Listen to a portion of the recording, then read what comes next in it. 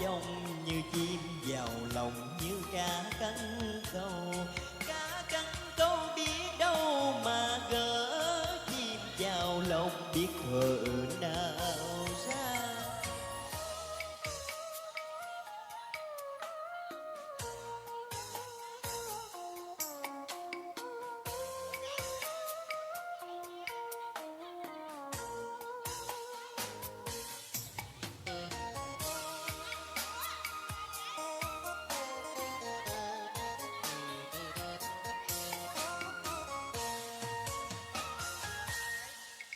Ngoài đồng còn đám mà non, guồng sâu chưa cánh mà em đi lấy chồng.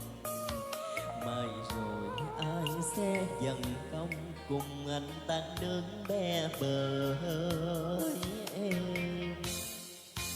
Vừa chọn đôi chính tuổi son, mẹ cha cũng tính chuyện nợ duyên cao trầu.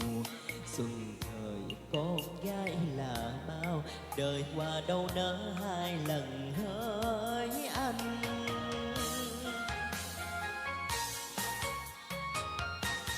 Mai em đi bỏ lại trên đồng, bỏ lại vào sông anh tạt nước với ai.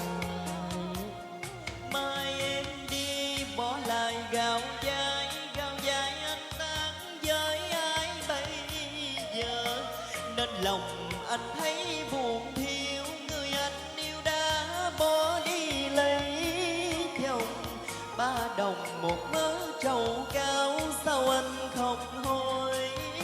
Nhưng ngày em còn không, bây giờ em đã theo chồng, như chim vào lòng như cá cắn câu.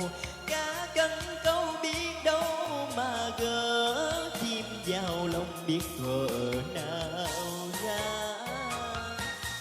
Mai em xa bỏ lỡ duyên đầu, để già anh sầu đồng càng lúa héo khô.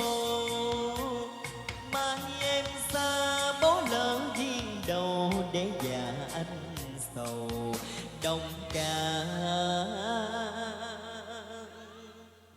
lúa héo khô. Hay quá em ơi, cho chàng phát tay quý vị. Làm